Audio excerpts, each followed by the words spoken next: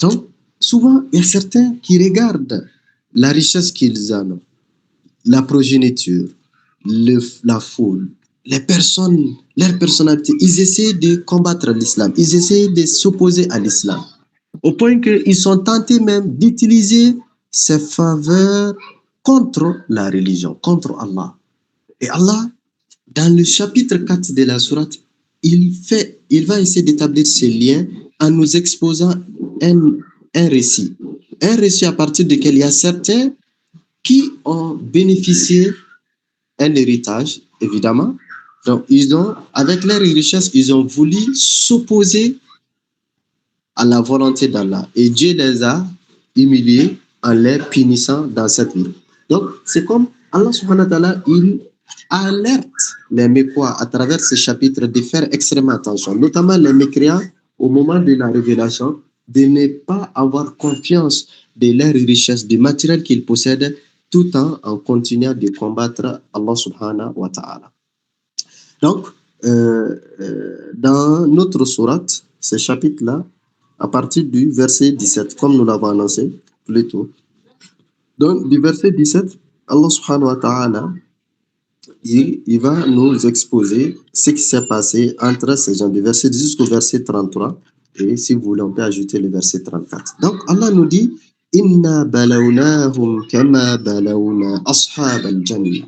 إذ أقسموا ليصرمنها مصبحين ولا يستثنون فطاف عليها طائف من ربك وهم نائمون فأصبحت كالصريم فتنادوا مصبحين أن اغدوا على حرثكم إن كنتم صارمين فانطلقوا وهم يتخافتون ألا يدخلنها اليوم عليكم مسكين وغدوا على حرد قادرين فلما رأوها قالوا إنا لضالون بل نحن محرومون قال أوسطهم ألم أكن لكم لولا تسبحون قالوا سبحان ربنا إنا كنا ظالمين فأقبل بعضهم على بعض يتلاومون قالوا يا ويلنا إنا كنا طاغين عسى ربنا أن يبدلنا خيرا منها إنا إلى ربنا راغبون كذلك العذاب ولعذاب الآخرة أكبر لو كانوا يعلمون. Ça c'est un récit peut-être qui était connu à l'époque, mais Allah subhanahu wa ta'ala, il le présente pour un objectif bien déterminé. L'objectif, comme Dieu dit dans le Coran, notamment dans la sourate Yusuf, ce n'est pas des récits frivoles, ce n'est pas pour seulement de faire des temps. Les récits du Coran, c'est pour l'enseignement. Chaque récit du Coran, c'est une leçon à prendre. Et chaque récit du Coran, c'est un enseignement que nous devons traduire dans notre réalité. Donc, Allah nous parle des jardiniers, des propriétaires d'un jardin. Des propriétaires qui ils n'étaient pas les premiers propriétaires, mais ils ont hérité, comme les exégètes disent, des enfants qui ont hérité un jardin, le verge, ils ont hérité un verge à partir de leur père. Donc, et quand ils ont hérité,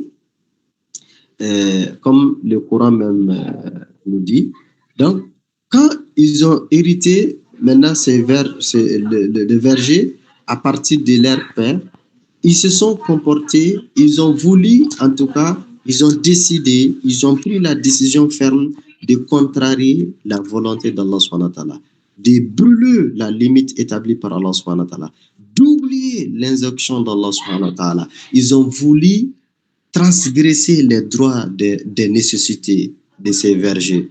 Donc, et Allah subhanahu wa ta'ala aussi les a punis dans cette vie. Donc, ces gens-là, la façon dont ce récit est exposé dans la sourate, quand tu le lis, tu as l'impression d'être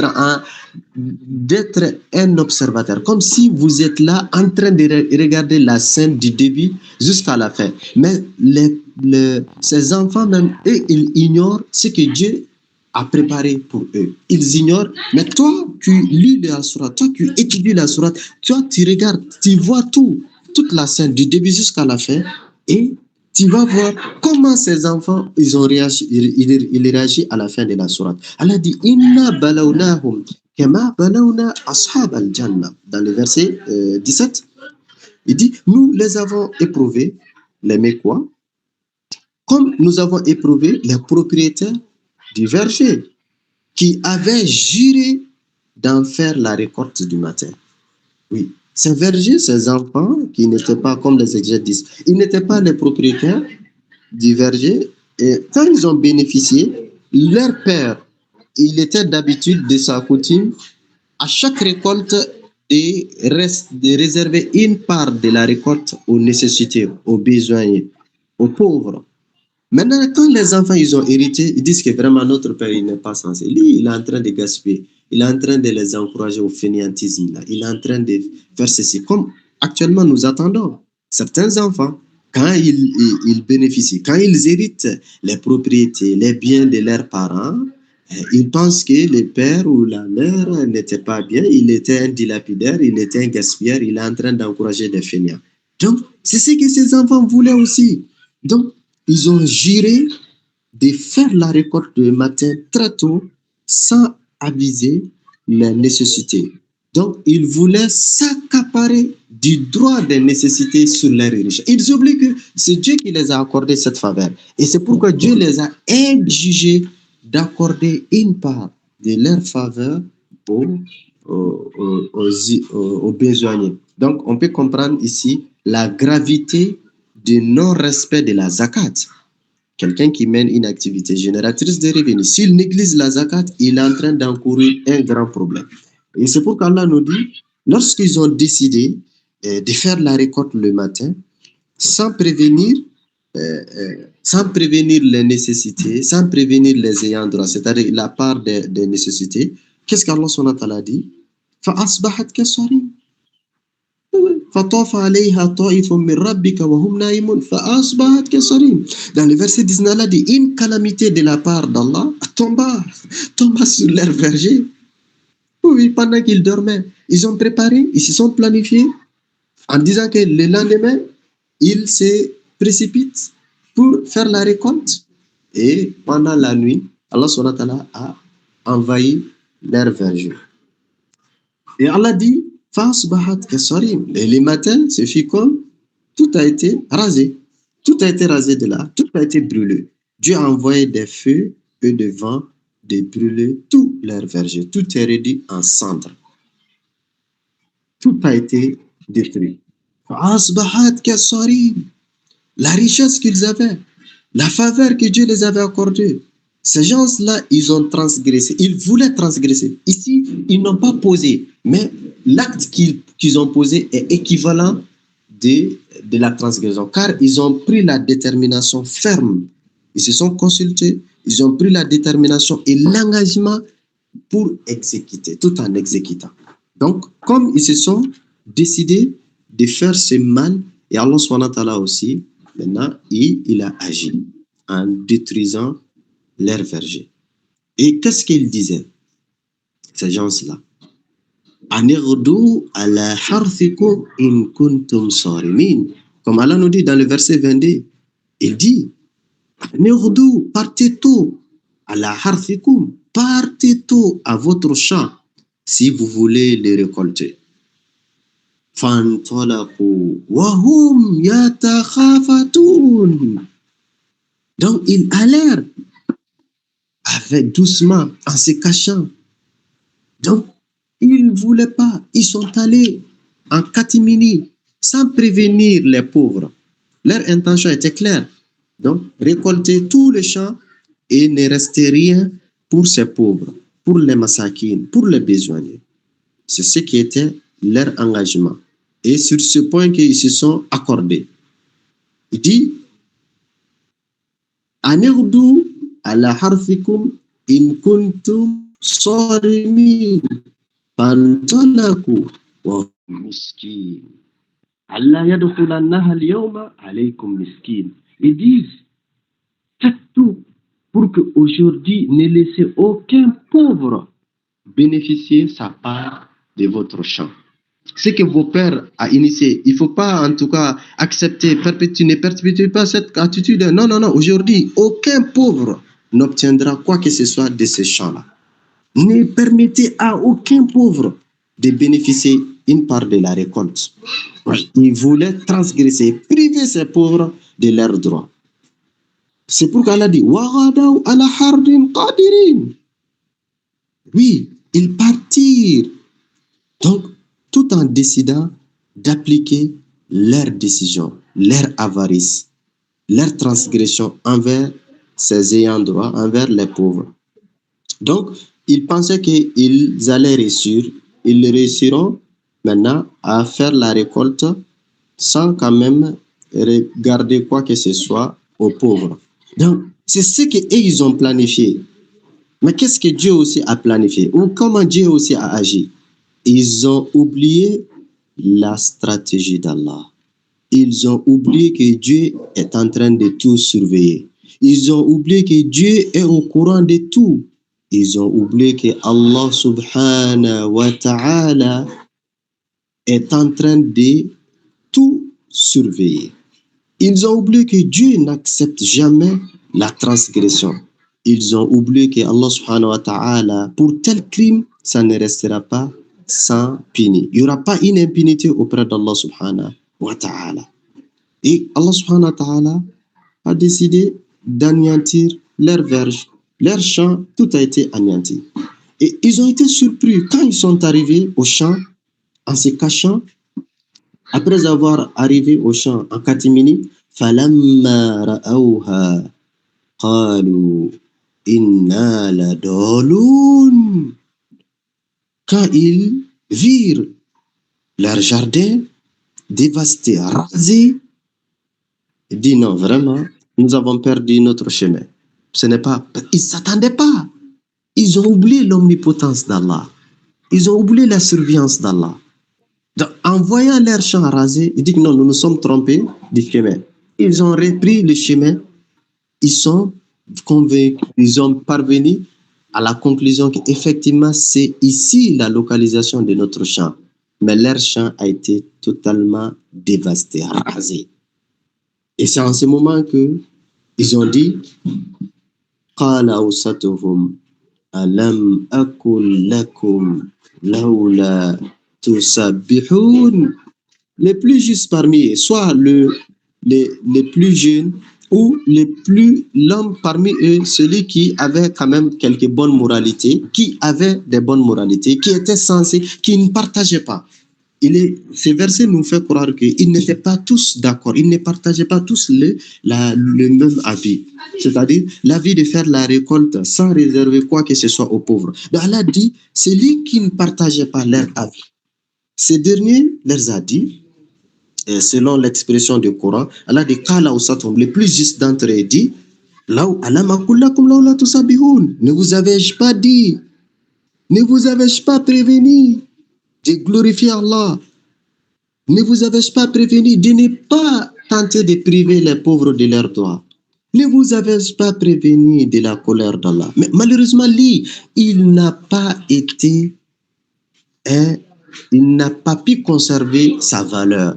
Vous vous souvenez, dans les versets précédents, Allah a dit au prophète de ne pas concéder à sa valeur, de ne pas transiger. Et ce dernier, il n'a pas pu maintenir sa position. Certainement, quand on lit l'histoire, lui, il aurait l'air prévenu de ne pas faire ça. Mais comme les deux autres se sont engagés, donc lui, il a fini de se rallier. Comme il s'est rallié aux autres, Allah subhanahu wa ta'ala a fait que lui aussi, il a perdu sa part. C'est pourquoi les croyants, quoi qu'il arrive dans la vie, il ne faut jamais être complice du mal. Il ne faut jamais faire des concessions de ses valeurs. Et malheureusement, lui, il a fait des concessions, tout a été ravagé, tout a été détruit, tout a été anéanti. Et c'est en ce moment qu'eux-mêmes, ils se sont accusés. Ils se sont accusés entre eux-mêmes. قالوا سبحان ربنا إنا كنا ظالمين فأقبل بعضهم على بعض يتلاومون. Et dit, gloire à notre Seigneur, nous avons été des injustes. Ils s'adressèrent les uns aux autres, se faisant des reproches. Ils dirent قالوا يا ويلنا إنا كنا طاغين. L'expression Tourian, vous voyez que ça ressort. Souvenez-vous, dans les Juzo, Ammar, vous avez étudié l'expression Tourian, les conséquences de Tourian sur la civilisation Ad, Pharaon, Samoud. L'expression Tourian, Allah subhanahu wa ta'ala a parlé la gravité dans la sourate Wad-Nazi'at. Et la même expression ressort ici aussi. Ils disent, قالوا, dans le verset 31, ces gens-là, ils disent, Ya waylana, malheur à nous, nous avons été des transgresseurs, nous avons été des rebelles, nous avons violé les limites établies. Asa rabbuna an yubdilana khayran minha, inna ila rabbina raghiboun. C'est en ce moment qu'ils ont reconnu la gravité de leur agissement, de leur faute. Ils disent, nous souhaitons que notre Seigneur nous les remplace par quelque chose de meilleur. Nous désirons. Mais c'est trop tard. Allah dit, Kadhalika l'azab. Tel fut le châtiment. Et Dieu les a punis. Pourquoi Dieu les a punis?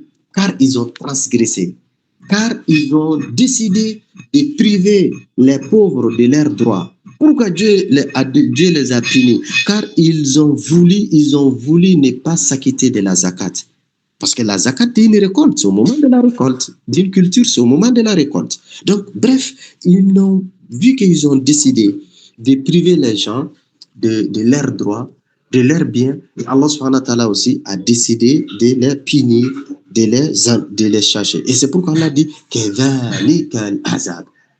telle fut la punition. La punition de quelle punition? Leur punition, c'est-à-dire la destruction et le ravage de leurs champs. Mais Allah dit wala adabul akhirati akbar. Il dit le châtiment de l'au-delà est plus grand encore si seulement ils savaient. Donc, vu qu'ils se sont mal comportés, Allah subhanahu wa ta'ala a décidé de les punir, de les châtier. Allah subhanahu wa ta'ala a décidé de les punir, de les châtier. Est-ce que vous voyez? Donc, pourquoi? Car ils ont transgressé. Pourquoi? Ils ont mal utilisé. Ils ont fait ce qu'on appelle l'ingratitude en face de la faveur que Dieu les a accordée. Dieu les a accordé la gratitude, Dieu les a accordé la faveur, la richesse. À travers ce jardin, ils ont hérité. Mais malheureusement, qu'est-ce qu'ils ont fait de retour? L'ingratitude.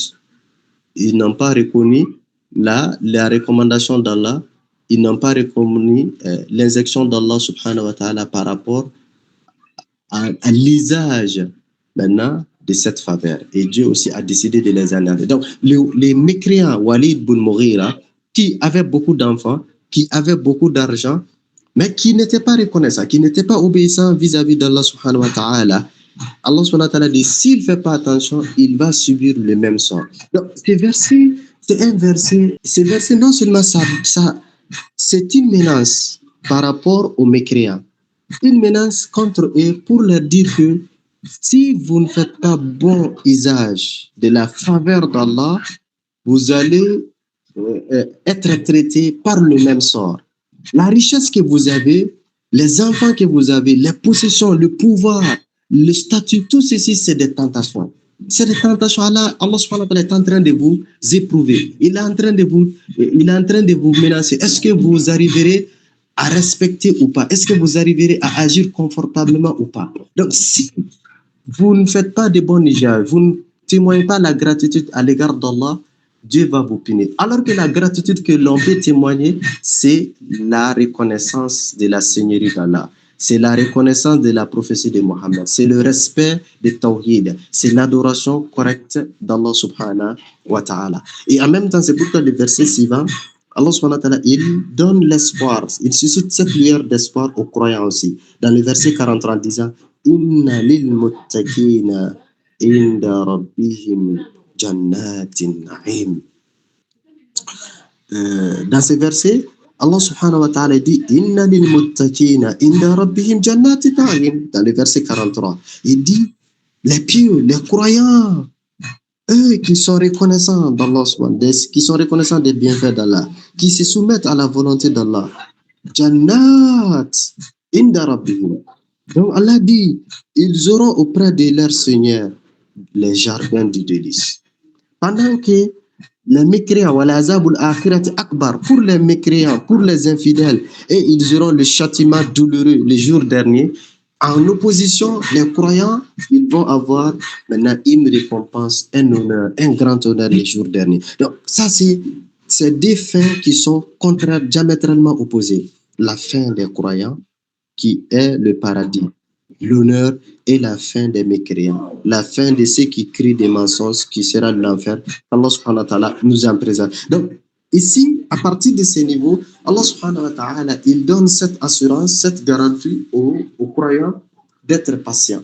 La patience, de ne pas s'attrister, de comprendre que ils sont en train d'être éprouvés dans la vie par la pauvreté, par la limitation, par en tout cas les injures, par la punition de ces mécréants, comme ces mécréants aussi sont sous l'épreuve maintenant à travers la richesse que Dieu les a octroyée.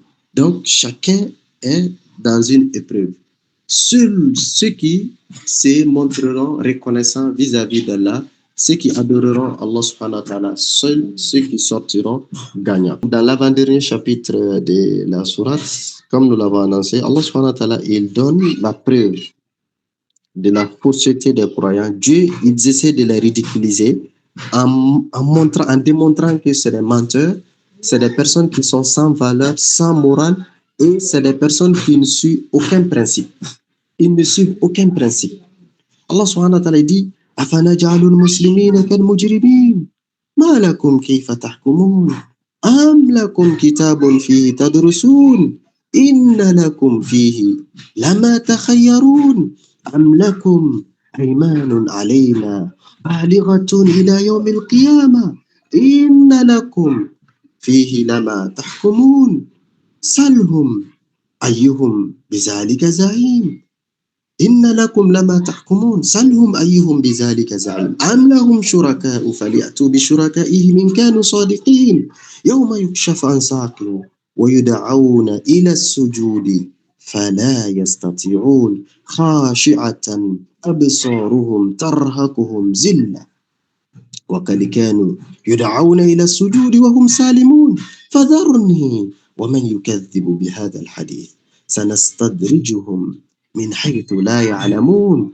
وأملي لهم إن كيدي متين أم تسألهم أجرا فهم من مغرم مثقلون أم عندهم الغيب فهم يكتبون. Donc, dans ces quelques versets, notamment du verset 35 jusqu'au verset 47, Allah subhanahu wa ta'ala, il démontre à travers ces quelques versets la fausseté des discours des mécréants. Allah subhanahu wa ta'ala, il les invite à un duel. Il les demande de prouver la véracité de leur point de vue. S'ils n'arrivent pas à prouver, ce qui veut dire que c'est des menteurs. Comme c'est des menteurs, Dieu demande au prophète sallallahu alayhi wa sallam de ne même pas se préoccuper. Lui, Dieu même, il se chargera de leur affaire. Ce n'est plus au prophète sallallahu alayhi wa sallam de se préoccuper d'eux, mais c'est Allah subhanahu wa ta'ala qui se chargera de leur situation. D'abord, Dieu leur pose une interrogation, mais une interrogation d'ironie, une interrogation moquerie. Dieu dit Afana ja'alul muslimina kal mujrimin. Dieu leur demande dans le verset 35 Afana ja'alul muslimin kal mujrimin. Est-ce que les croyants, traiterons-nous les croyants comme nous traiterons les criminels? Est-ce que les deux vont avoir le même traitement le jour de la résurrection? Évidemment non. Nous l'avons vu dans les versets précédents. Les gens du jardin qui ont perdu leur jardin a été rasé car ils se sont mal comportés. Est-ce qu'Allah dit, est-ce que ces gens-là vont avoir les traitements qu'ils ont eu? Est-ce que les croyants aussi vont être traités de la même sorte? Pas du tout. Allah subhanahu wa ta'ala dit que non, les deux ne seront pas traités de la même manière. Jamais. Les deux n'auront pas le même traitement, pas le même statut. Donc, Allah dit, Afana ja'alul muslimina kal mujrimin ma lakum kayfa tahkumun. Ça, c'est de l'ironie. C'est de la moquerie. Allah subhanahu wa ta'ala, il se moque de ces mécréants. Il dit, Malakum, qu'avez-vous? Comment vous jugez-vous ça? Comment vous pouvez penser que vous êtes pareil? Parce que les mécréants à la Mecque, ils disaient que même si la résurrection aura lieu, nous serons mieux traités que vous, les compagnons. Parce qu'ils disaient aux prophètes et à ceux qui étaient avec les prophètes, vous êtes pauvres, vous n'avez rien, vous n'avez pas des honneurs, vous n'avez pas de grandeur. Même s'il y aura des paradis, vous ne pouvez pas entrer au paradis avant nous quand même. Nous sommes les honneurs, nous sommes les notables de la Mecque, nous avons des honneurs. C'est nous d'abord les premiers qui entreront au paradis avant vous. Allah dit, mais ce n'est pas vrai, ce n'est pas possible. Comment je traiterai au même pied d'égalité les croyants et les pervers? Comment vous pouvez tenir tel jugement? Allah dit maintenant, comme vous pensez que vous prétendez que vous serez traités pareil ou vous serez mieux traités les jours derniers que ces croyants, Allah maintenant leur demande. Il dit, Am lakum kitabun fihi tadrusun. Dans le verset 30, il dit, avez-vous un livre dans lequel vous apprenez que vous serez traités pareil les jours derniers? Avez-vous une preuve? Est-ce que vous avez une preuve? Est-ce que vous avez une preuve que vous serez traités au même pied d'égalité auprès d'Allah avec les croyants?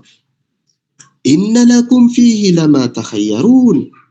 Est-ce que vous avez la preuve qu'en réalité vous obtiendrez ce que vous désirez? Avez-vous cette preuve? Vous les mécréants, vous qui êtes en train de traiter le prophète Mohammed de menteur, vous qui êtes en train de le combattre, avez-vous la preuve que le jour dernier, vous obtiendrez le paradis? Allah, il pose la question.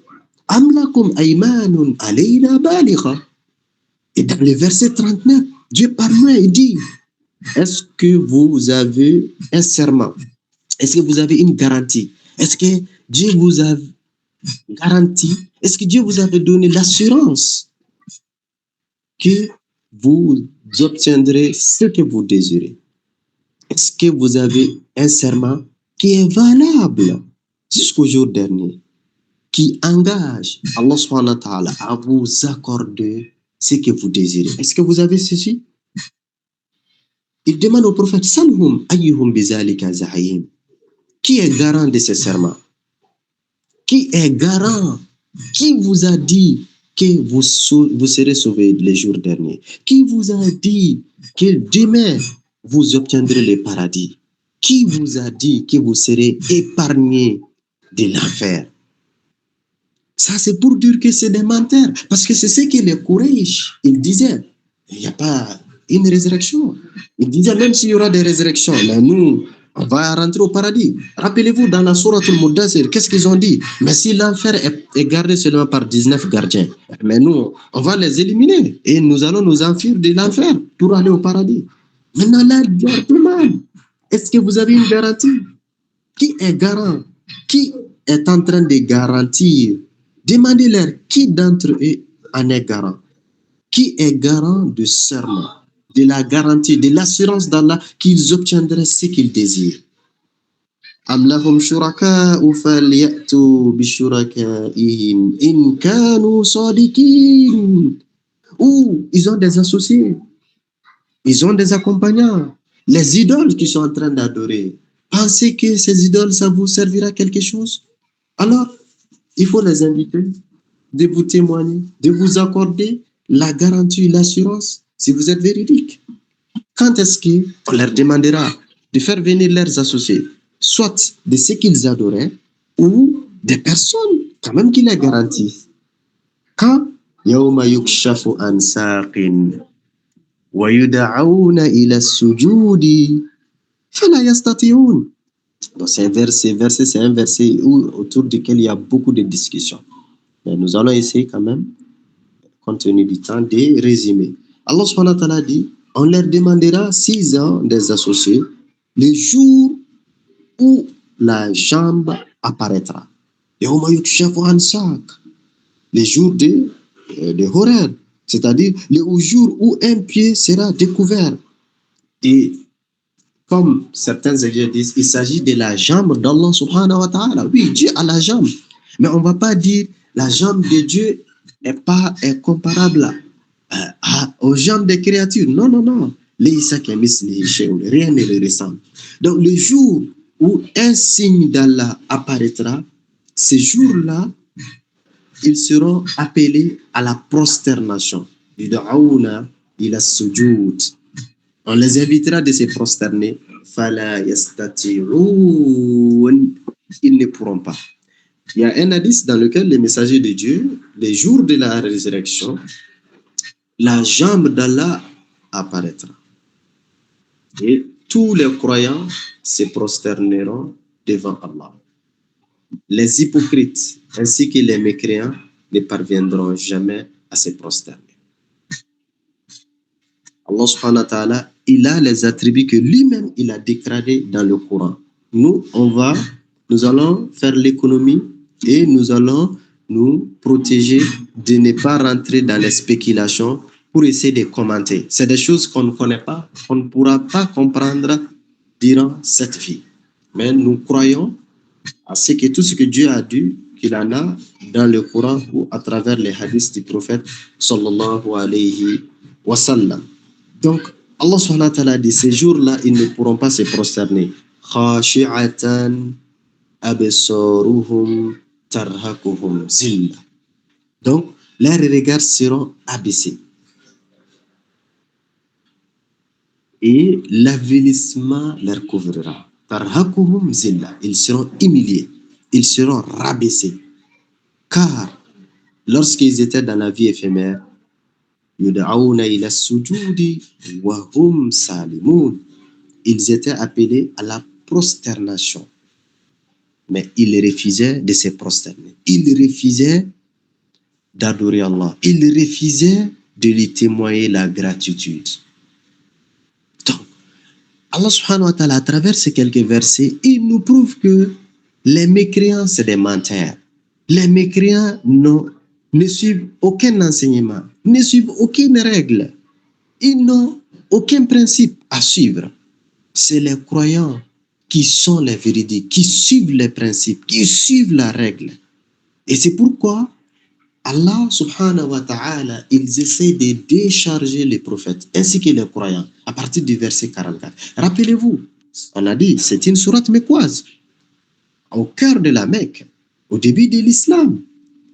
Durant la période mécoise, Allah dit au prophète, فَذَرْنِي وَمَنْ يُكَذِّبُ بِهَذَا الْحَدِيثِ سَنَسْتَدْرِجُهُمْ مِنْ حَيْثُ لَا يَعْلَمُونَ. Allah dit, فَذَرْنِي, laisse-moi. Zarn, laisse-moi. C'est-à-dire, ne te préoccupe pas. Décharge-toi. Ne t'en faites pas. Dieu dit, laisse-moi donc avec quiconque traite des mensonges, ces discours. C'est un verset qui est continuel depuis le moment de la révélation jusqu'à la fin du temps. Tout ce qui traite le Coran des mensonges, tout ce qui traite la prophétie de Mohammed des mensonges, Allah dit, c'est moi Dieu qui se chargera de leur affaire. Laisse-moi donc avec quiconque qui traite des mensonges de ces discours. Nous allons les mener, nous allons les attendre, nous allons les séduire, nous allons les induire en erreur, nous allons préparer une embuscade contre ces gens-là.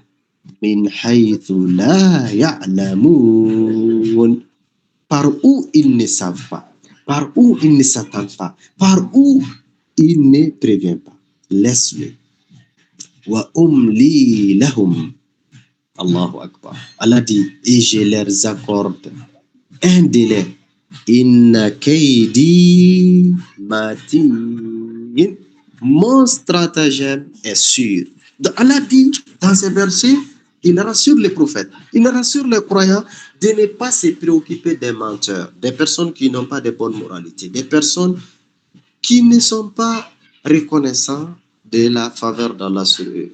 Les ingrats, de ne plus se préoccuper de l'affaire des ingrats. C'est Dieu même qui déclare la guerre contre ces gens-là.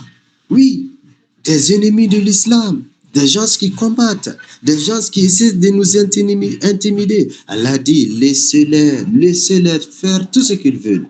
Mais vous ne vous préoccupez pas de leur sort. C'est Dieu même qui est en train de gérer, traiter leurs affaires. Leur dossier est dans la main de Dieu. Donc nous allons nous débarrasser d'autres choses. Nous devons nous préoccuper d'autres choses. Nous devons nous armer d'autres choses. Et c'est Dieu qui les écrasera. Donc, ce n'est pas à nous de décider quand. C'est Dieu qui décidera quand il les écrasera, quand il les anéantira, quand il se vengera d'eux. Et c'est pourquoi il dit, c'est Dieu, lui, il dit, c'est lui qui se charge de leurs affaires. Donc, Allah subhanahu wa ta'ala, il dit, Am tas'aluhum ajran, fahum min maghramin muthqaloun. Il demande aux prophètes, est-ce que tu leur demandes un salaire? Bien sûr, non. Le prophète n'a jamais demandé, n'a jamais réclamé un salaire en contrepartie de sa mission, en contrepartie de son prêche, en contrepartie de l'enseignement qu'il a offert. Il n'a jamais réclamé. Allah dit au prophète, est-ce que tu leur as demandé un salaire? Ils n'arrivaient pas à s'acquitter de ce salaire. Est-ce que c'est pourquoi ils te rejettent? Non, ce n'est pas ça. Amindahumul ghaib, fahum yaktubun. Ou bien ils connaissent l'invisible, les mystères, ils connaissent l'inconnaissable. Ou bien c'est à partir de l'inconnaissable, à partir d'une information mystérieuse qu'ils se basent pour te rejeter, qu'ils se basent pour te diffamer, pour te calomnier, pour te combattre. Évidemment non, la réponse est non. Alors, si tu ne leur demandes pas de salaire, tu es en train de les guider gratuitement. Si ils n'ont aucune vérité, ils ne suivent aucune règle pour te rejeter, laisse-les. Laisse-les, je gère leur cas. Mais toi, Mohammed, les croyants qui sont avec toi et ceux qui viendront après vous, ce que vous devrez faire, c'est quoi? Fasbir, fasbir, fasbir. Fasbir, endure avec patience. Qu'est-ce qu'il faut endurer? Les hukmi rabbik. Endure avec patience la sentence de ton Seigneur. Dieu dit qu'il va gérer leur cas. Les versets précédents, Dieu dit qu'il se charge de l'affaire des mécréants, des détracteurs de l'islam. Dieu lui-même, il va gérer leur cas. Donc, nous, il ne faut pas que nous nous précipitons. Il ne faut pas que nous disions, ah mais Dieu, toujours, tu n'as pas réglé leur affaire. Ils sont en train de tuer des civils. Ils sont en train de tuer les innocents. Ils sont en train de traduire. Non, ce n'est pas ton problème. Dieu dit, il gère. Il gère. Ne te précipite pas. Il ne faut pas vouloir imposer ton agenda sur Allah. Donc, Dieu nous dit, Fasbir, ah ouais, endure avec patience. Endure la sentence d'Allah. Ne te précipite pas. Ne te précipite pas. C'est la règle d'or. Ne te précipite pas. Ne fais pas. Wala takun kesahibil hut. Ne fais pas. Ne sois pas comme l'homme du poisson. Qui est l'homme du poisson?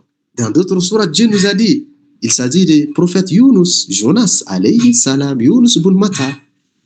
Dieu lui a confié la mission d'aller prêcher, puis l'adversité de son peuple, le fait qu'ils ont traité les messages des mensonges, ils se sont mal agis, lui il a perdu patience.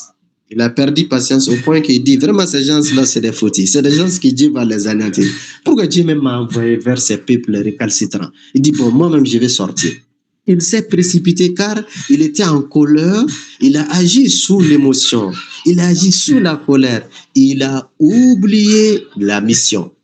Nous sommes sur cette terre, Dieu nous a confié une mission. Nous nous acquittons de cette mission. Souvenez-vous, ce que vous avez étudié dans la sourate, l'enveloppante, sourate Ghashia. Qu'est-ce que là-bas Dieu dit? Fazakir, innama anta muzakir, lasta alayhim bimusaitir.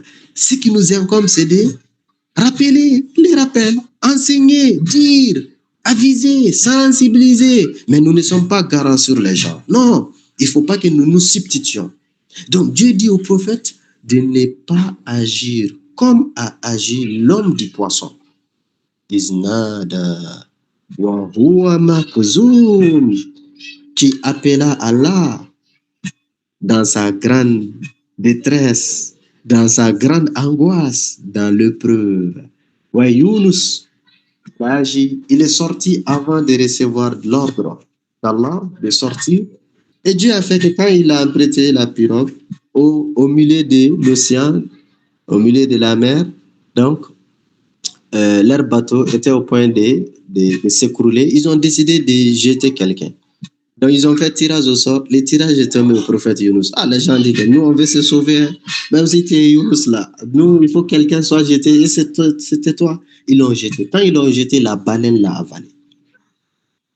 Donc, mais Younous, aussitôt, il a compris les messages. Il a compris qu'il s'est mal comporté. Il a mal agi. Il a agi par l'émotion. Il n'a pas respecté l'ordre. Et il a reconnu son erreur. Dans d'autres sourates, qu'est-ce qu'il a dit? La ilaha illa anta subhanak inni kuntu minadh-dhalimin. Il a reconnu son tort. Il s'est excusé. Il a glorifié Allah. Et c'est pourquoi Allah dit Laula anta darakahu ni'matun min rabbi. Donc, si un bienfait de son Seigneur ne l'avait pas atteint, si ce n'était la faveur d'Allah sur lui, si ce n'était le bienfait d'Allah sur lui, il allait rester éternellement dans le ventre de la baleine. Rappelons-nous, au début de cette sourate, qu'est-ce que Dieu dit dans le verset 2? Ma anta bi ni'mati rabbika. Par la grâce de ton Seigneur, tu n'es pas impossédé. La grâce d'Allah, c'est ce que Dieu a accordé à ses prophètes Younous alayhi salam. C'est Dieu, par sa grâce, il a pu implorer le pardon d'Allah. Il a fait la glorification d'Allah. Dieu a entendu son invocation. Dieu a demandé à la baleine de le cracher. Et c'est en ce moment que la baleine l'a jeté sur un désert, au bord du fleuve. Mais sa peau était affaiblie. Dans la sourate As-Saffat, Allah nous dit, il a fait pousser, soit sur sa peau ou autour de lui, la courge. Donc, maintenant, c'est la plante de la courge qui a poussé à côté de lui, comme la sourate As-Saffat nous dit. Et pourquoi la courge? Parce que nous sommes, c'est des rhizomes, les feuilles à couvert, afin que sa peau soit protégée contre la chaleur du soleil et contre les insectes, afin qu'il ne puisse récupérer sa force. Donc, fajtabahu rabbuhu faja'alahu minas salihin. Donc, après, Allah subhanahu wa ta'ala l'a élu et il a choisi parmi les gens du bien. C'est un grand prophète. D'ailleurs, le prophète nous dit, il ne faut pas que quelqu'un pense que Younous, il était faible. Ça, c'est interdit. Quand tu penses ça, tu deviens mécréant. Il ne faut jamais dénigrer le prophète Jonas. C'est une erreur. Mais attention, cela ne veut pas dire qu'il est n'importe quel homme. Il n'est pas comme nous. C'est un grand prophète. Et d'ailleurs, à partir de ce malheur qui lui est arrivé, son peuple, tout son peuple a adhéré à l'islam. Parce que le châtiment était déjà arrivé. Mais comme lui, il a fui avant l'ordre de Dieu, Dieu a annulé la punition. D'ailleurs, Dieu nous dit dans la sourate Yunus, la sourate même qui est intitulée Jonas, c'est le seul peuple qui, après l'arrivée du châtiment, Dieu a annulé. Sinon, à part son peuple, tous les autres peuples, ils ont été annulés. Ils ont été anéantis. Donc, c'est plus de 100 000 personnes qui ont embrassé l'islam après son épreuve. Donc, ensuite, Dieu l'a envoyé vers son peuple et son peuple, là, ils ont embrassé la religion. Donc, et en concluant notre sourate, Allah subhanahu wa ta'ala, il exprime l'animosité, la haine des mécréants vis-à-vis des prophètes pour dire que il ne faut pas que, comme on dit, il ne faut pas oublier ça. Chacun doit garder ça en tête. Les mécréants ne vont jamais aimer les musulmans. Allah dit wa in yakadu alladhina kafaru la yuzlikunaka bi absarihim lamma sami'u dhikr wa yaquluna innahu la majnun. Allah dit paix sans faute que ceux qui me croient, c'est les mécréants, en écoutant le prophète en train de prêcher, en les voyant en train de faire le tawaf autour de la Kaaba, en les voyant en train de réciter le Coran, la haine envers le prophète, le ressentiment envers le prophète de ces mécréants est arrivé à atteindre le niveau paroxysme au point que ça transperce les prophètes. Leur regard est au point de transpercer les messagers de Dieu sallallahu alayhi wa sallam. Quand ils l'attendent, en train de réciter le Coran, quand tu le vois en train de prier, quand tu le vois en train de faire la tawaf, et tellement qu'ils sont coloreux envers lui, leur couleur, leur haine est au point de transpercer le prophète. Donc, ça veut dire que les mécréants ne vont jamais t'aimer. Tant que tu tiens à tes valeurs, tant que tu tiens à ta religion, tant que tu tiens aux prescriptions d'Allah subhanahu wa ta'ala. Donc, il ne faut pas chercher leur plaisir. Il ne faut pas chercher à te faire aimer par ces gens-là. Ils ne t'aimeront jamais. C'est pourquoi ils disent Innahu la majnoun. Ils disent qu'il est certes fou. Ils continueront de les dénigrer, ils continueront de les ridiculiser, ils continueront en tout cas de les médiser, ils continueront de les violenter verbalement. Allah subhanahu wa ta'ala dit, il faut s'attendre à cela. Il ne faut pas penser que voilà, tu ne seras pas violenté. Ils vont te violenter, ils feront tout pour t'arrêter. Mais toi, tu dois être fort. Tu ne dois jamais fléchir. Et c'est pourquoi Allah subhanahu wa ta'ala, il conclut la sourate, le verset 52. Le dernier verset de la sourate, c'est un verset, en tout cas, qui est plein d'espoir. Allah dit, wa ma huwa illa zikrun lil alamin. Le Coran, où ceci n'est qu'un rappel adressé au monde, à toute l'humanité. Mais quand on s'arrête à ces versets, on se pose la question, mais au début de l'islam, durant la période mécoise, les prophètes n'avaient que tout au maximum durant les 13 années de la période mécoise, le nombre de musulmans ne dépassait pas 150 personnes. Ne dépassait pas. Au milieu, au cœur de la Mecque, les prophètes, il était entouré de ses mécréants, de ses ennemis, de ses détracteurs, des gens qui voulaient déraciner l'islam, qui voulaient tuer. À l'époque, Allah dit à tout le monde que l'islam est une religion universelle. C'est une religion qui est adressée à toute l'humanité. C'est pour dire à toutes les personnes qui doutaient de la véracité de cette religion que cette religion sera parachevée. Cette religion, nul ne pourrait face à cette religion et nul ne pourra arrêter l'avancée de cette religion. Mais ce qui est surtout surprenant, pendant le moment de faiblesse, le moment où ils n'ont aucun pouvoir, Allah leur dit et dire à leurs concitoyens que n'en faites pas, cette religion, c'est une religion de l'humanité. Ça, c'est de l'espoir. C'est-à-dire, c'est comme ce que actuellement les gens aiment dire la vision. Dieu leur présente la vision, l'objectif. L'islam, ce n'est pas une religion des Mécois, mais c'est une religion de toute l'humanité. Et ce qui s'est concrétisé par la suite. C'est quand même surprenant de lire ça, notamment dans les sourates mécoises au début. Donc, ceux qui pensent que l'islam, c'est une religion de X, de Y, ils n'ont rien compris. Ils n'ont rien compris que l'islam est une religion universelle. Et c'est pourquoi personne ne peut arrêter l'avancée de l'islam. Et d'ailleurs, plus on essaie de combattre l'islam, plus l'islam se propage vite. Plus on essaie de s'attaquer aux musulmans, plus les musulmans deviendront plus résistants.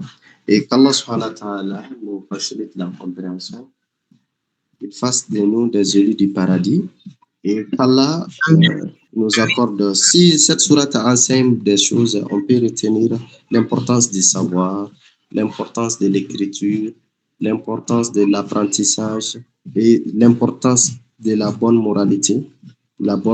Et surtout la fermeté. Le musulman doit être ferme, doit respecter ses valeurs et l'importance d'être constant par rapport à ses principes et ses exigences. Et qu'Allah subhanahu wa ta'ala fasse de nous des élus du paradis qui nous permettent de comprendre facilement et correctement les Coran. Allahumma ati nufusana taqwaha wa zakkiha anta khayru man zakkaha anta waliyuha mawlaha. سبحان ربك رب العزة عما يصفون وسلام على المرسلين والحمد لله رب العالمين. La séance continue, Inch'Allah.